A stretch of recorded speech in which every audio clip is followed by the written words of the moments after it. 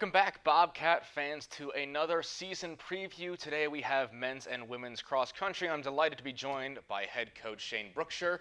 Coach, I just want to get some of your overall thoughts on this season and how the team's looking.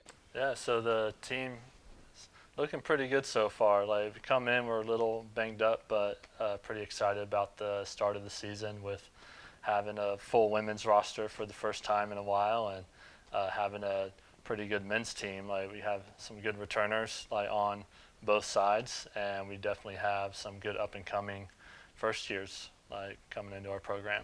Can't start this season without first talking about last season. Obviously a very difficult and kind of weird year for cross country, where you had the two meets in the spring and essentially the end of the winter, where you went to D&E and then the MEC championships, and that was all you got. And then track season started for them. So what's it been like to have sort of this full preseason? You have your roster together. Is it a relief for your runners to be able to have this full time to be able to recover if they have injuries and get prepared?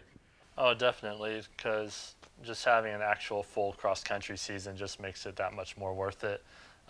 Last season was a little rough with just the two meets, and we were more focused on the track season because that's where we were going to do better at as a team overall. And so now we can actually put all of our focus into a real cross-country season and then let that carry into a real indoor and outdoor track season for us. So I think the athletes are much more excited, especially the ones that were newcomers last year.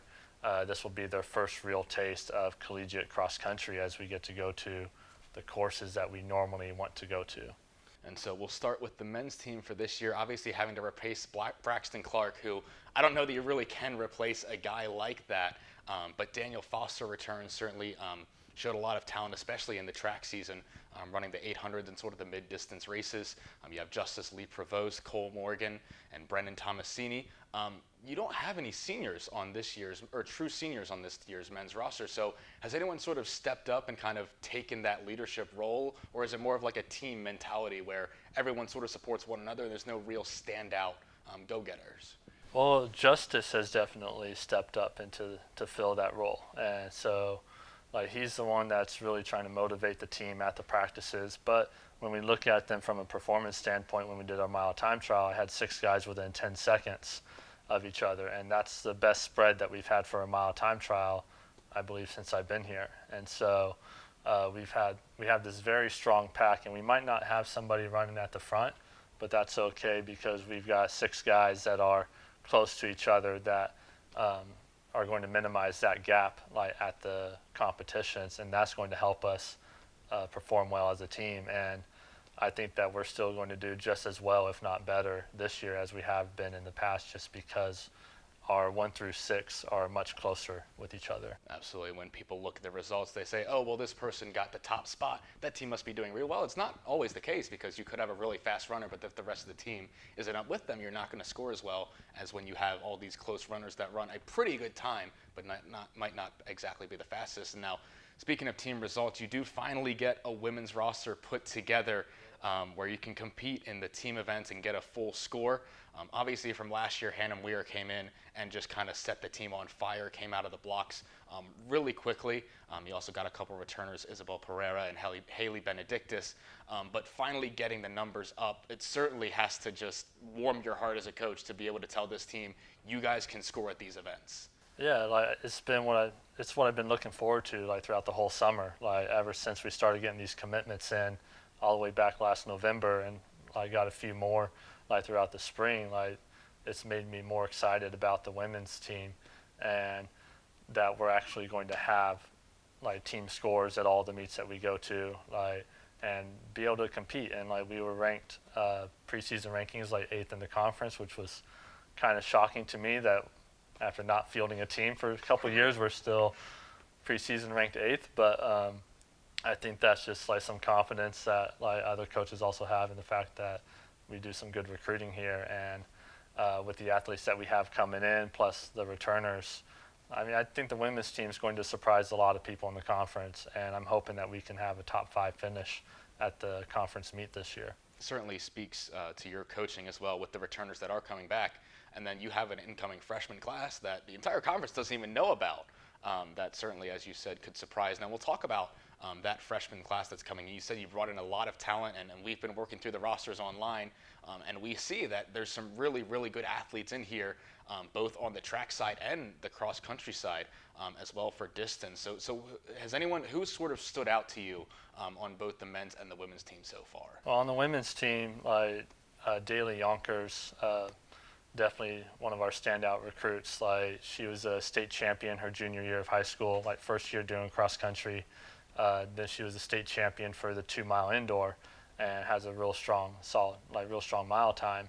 Elizabeth Stanley has been at the top of our workouts as well, and like she comes in with a real strong mile time. Like, and she's pretty well rounded with like her range going from the 800 all the way up to the 2-mile and 5K. So that'll be exciting to see in track, like where exactly she fits in the conference.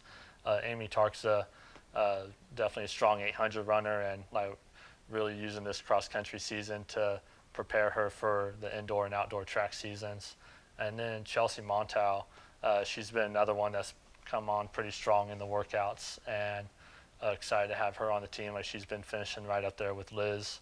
And then with Ella Warnick, who's our JC transfer from Garrett Community College, and I think she's going to be excited to have like a real season this year too, like compared to what she had at Garrett and stuff. But I said, so the women's team as a whole, like with the recruits that we brought in, is real strong, and I mean that's what has me excited about like possibly top 5 this year, and hopefully like even higher the following year.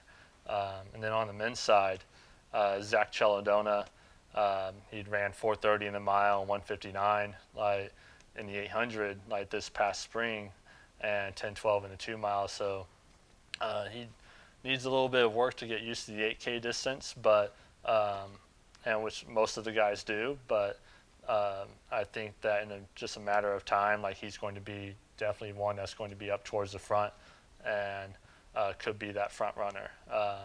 Seth Lassiter and Trent Taylor, teammates coming out of high school already, like bringing a good dynamic to our men's program. And then Elijah Ennis and Caden Jones, a couple of guys from Thomas Johnson High School and from Fort Hill, like they're going to do real solid for us as well. And so the depth is there. Like, I mean, we don't have a whole lot of people on the roster this year, but I don't really have any seniors aside from one on the women's side, and so I said it's going to set us up well for the future too. Absolutely, and just kind of builds that team where we've had kind of low numbers the past couple of years, obviously with you coming into Frostburg, not having a ton of familiarity with the surrounding area, which we talked about on last year's Behind the Paw of how your journey has gone. But again, just building the roster, and we talked about having a full season for you guys, and that starts this Friday. You travel out to Shippensburg. Is that a meet where you're more looking to see how they compete in some of their first races, and not really taking too much away from it, or is it something where you're still expecting to see good results from everyone? Well, it's definitely going to be something to knock the rust off for a lot of the athletes, and because they haven't ran in a cross-country meet, most of them haven't ran in a cross-country meet since maybe last fall or maybe before that, like depending on how their high schools were. And so really it's just to knock the rust off, like see where we're at, get some more updated training times, like because I know several of them are going to perform better when there's more competition around than they did in the mile time trial that we did. So that'll be great. Also for the guys, going from a 5K in high school to an 8K in college is a kind of a tough transition. And so this week at Ship, it's going to be a 6K for the men, and so this will kind of help ease that transition as we get into the 8Ks later on and stuff. And for the women, like once again, just getting out there, running strong races, and getting accustomed to running against college level competition. But from what I hear, like Shippensburg is a pretty easy course. Like it's not going to be nothing like the conference meet that we have with like the amount of hills and things like that. So I think it's a good introduction to college racing. certainly maybe a little bit of intimidation when you're coming in as a freshman. You see Mountain East Conference, and you look in your cross country for some of those courses. So you get 4 meets until the MEC championship for you guys to tune up, and you have it sort of advantageous where they're all kind of spread out. Where you have some that are back-to-back weeks, and then some you get a week break. Was that intentional on your part, where you're trying to get some of these newcomers to be able to space out and have some of that rest time? Or you just, whatever came to you, you think these are the meets that we can compete the best in? It's definitely more of a standard training practice, like with cross country, is that you want to have like a week off in between because of the distance that you race, like trying to do that back to back to back, which sometimes we might have to in other years. Definitely lucked out with having Lock Haven on the 25th and then Slippery Rock 2 weeks later, then conference 2 weeks later. I'd much rather have that kind of a schedule than trying to go 3 meets in a row because a key factor of our training is also getting in our long runs. And so trying to work in our long runs if you're racing every single week is real challenging. And so like this was a planned schedule, but it also worked out in the way that Lock Haven and Slippery Rock have been alternating the region championship sites since 2011. And so I want to get on their courses as much as possible before we start racing at regionals next year.